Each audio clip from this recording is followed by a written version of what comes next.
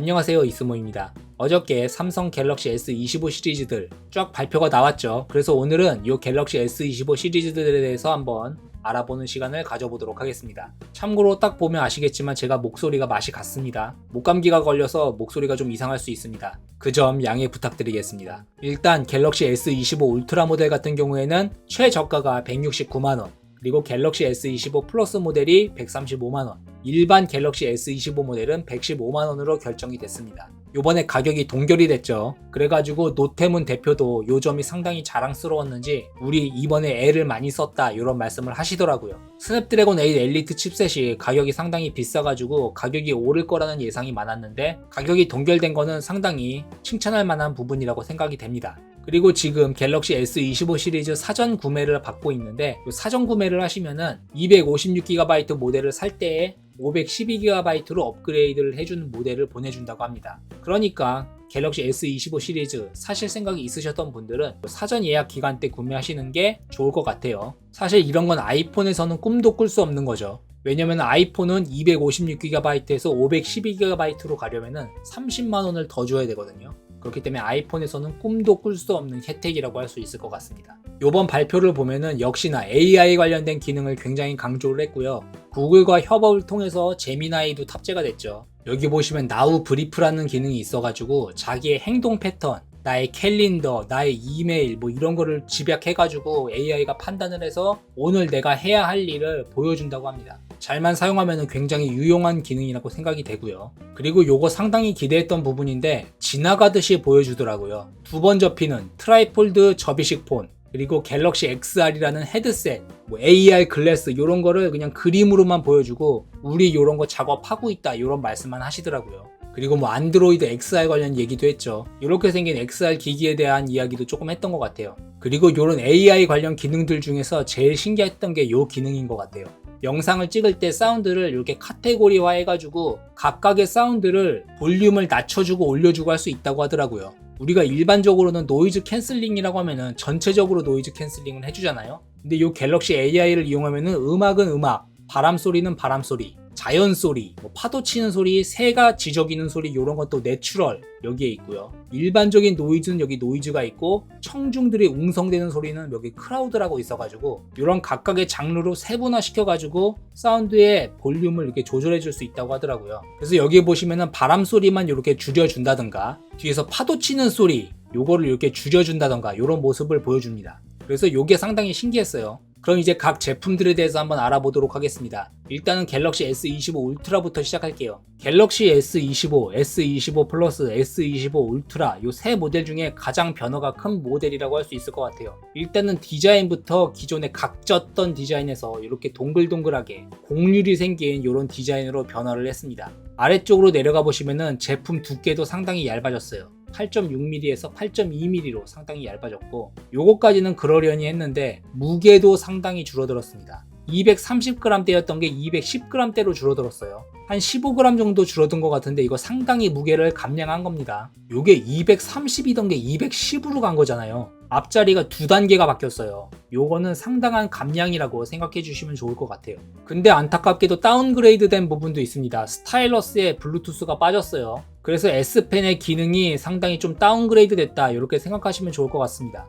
그리고 더 신기한 거는 액정 사이즈가 늘어났어요. 디스플레이 사이즈가 6.8인치였던 게 6.9인치로 늘어났어요. 겨우 0.1인치 아닌가요? 이렇게 생각하실 수 있는데 요 정도 크기에서 0.1인치는 상당히 큰 겁니다. 그래서 요게 상당히 놀라운 부분이라고 할 수 있겠고 그리고 요번에 강화 유리가 코닝의 고릴라 아머 2로 업그레이드가 됐습니다. 요게 저반사 처리가 되어 있어가지고 기존 모델들보다 훨씬 더 반사가 덜하다고 해요. 요것도 좋아진 점이라고 할 수 있겠죠. 그리고 칩셋은 당연히 스냅드래곤 8 엘리트로 바뀌었고 이번에 베이퍼 챔버가 상당히 큰 게 들어갔다고 합니다. 그래서 발열 처리나 이런 모습에도 상당히 신경 쓴 부분이 보여지는 것 같아요. 그리고 메모리 같은 경우에는 기본 12GB 메모리를 탑재를 했고 1TB 최상위 모델에만 16GB 메모리를 넣어줬다고 합니다. 그 다음에 카메라 같은 경우에는 기존이랑 거의 유사한 것 같은데 단 하나 초광각 카메라가 50메가픽셀로 업그레이드가 되었어요. 요게 상당히 큰 부분이라고 보여집니다. 기존에는 12메가픽셀 초광각 카메라를 탑재하고 있었는데 요게 50메가픽셀로 상당한 업그레이드를 했습니다.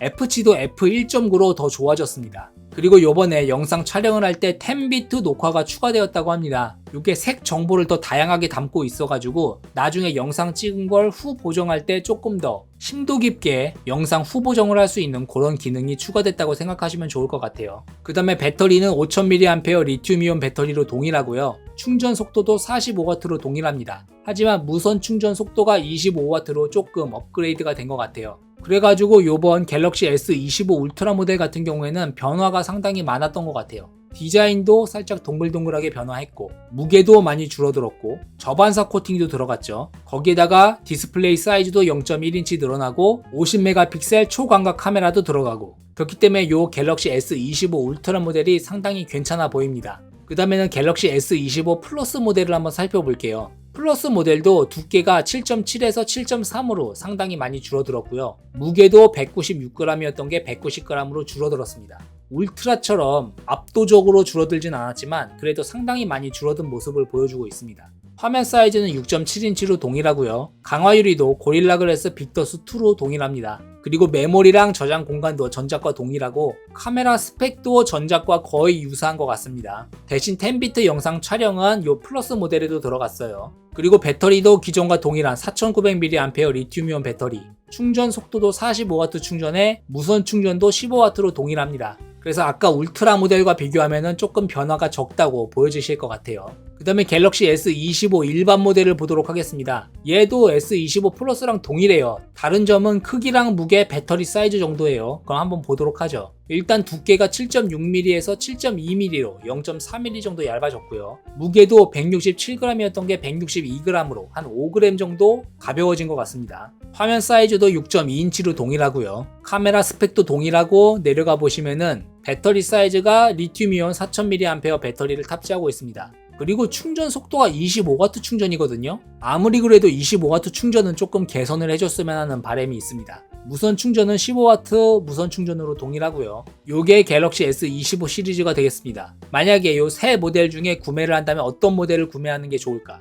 볼 것도 없이 전 갤럭시 S25 울트라 모델을 고를 것 같습니다. 하지만 급하지 않으신 분들에게는 또 하나의 선택지가 있죠. 바로 슬쩍 보여줬던 갤럭시 S25 엣지 모델이 될 것 같습니다. 요 갤럭시 S25 엣지 모델도 은근슬쩍 공개를 했죠. 디자인은 요렇게 생겼고 본체 두께가 얇아서 그런지 카툭 뒤가 상당히 많이 튀어나온 모습이 보여집니다. 요게 살짝 징그럽기는 해요. 너무 많이 튀어나온 것처럼 보이더라고요. 옆에서 보면 두께는 요 정도 하는 것 같습니다. 예상의 6.4mm를 예상한다고 하죠. 갤럭시 S25 시리즈가 7.2mm였으니까 상당히 얇아진 모습인 것 같습니다. 그래서 아직 정확한 스펙은 나오지 않았지만 유출된 정보를 기반으로 한번 비교를 해볼게요.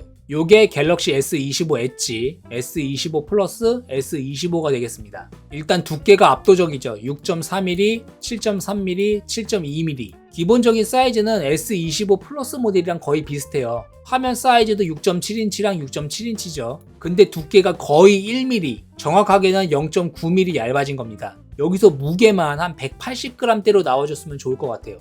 그럼 상당히 압도적이지 않을까 이렇게 생각이 됩니다. 근데 가장 중요한 포인트는 이겁니다. 카메라가 S25 울트라의 카메라를 탑재했어요. S25 엣지에. 그래서 메인 카메라가 2억 화소 메인 카메라, 그리고 초광각 카메라가 50메가픽셀 초광각 카메라를 탑재했습니다. 그래서 50메가픽셀 메인 카메라에 12메가픽셀 초광각 카메라를 탑재한 S25 플러스 모델이랑 현격한 차이를 보여줍니다. 그냥 S25 울트라의 카메라를 여기다 갖다 박은 거예요. 그래서 이 부분이 상당히 기대가 됩니다. 일단 디자인부터가 새롭지 않습니까? 그래서 사실 제가 가장 기대하고 있는 모델은 이 갤럭시 S25 엣지 모델이 되겠습니다. 예상에 따르면 이 모델이 4월달이나 5월달 중에 나올 거라는 예상이 있거든요. 그렇기 때문에 혹시나 저처럼 얇고 가벼운 거 좋아하시고 대신 카메라 스펙은 좋았으면 좋겠다, 그런 분들에게는 이 S25 엣지 모델이 딱이지 않을까 이렇게 예상이 됩니다. 근데 단 하나, 루머긴 한데 이 배터리 사이즈가 3000mAh대로 나올 거라는 얘기가 있거든요.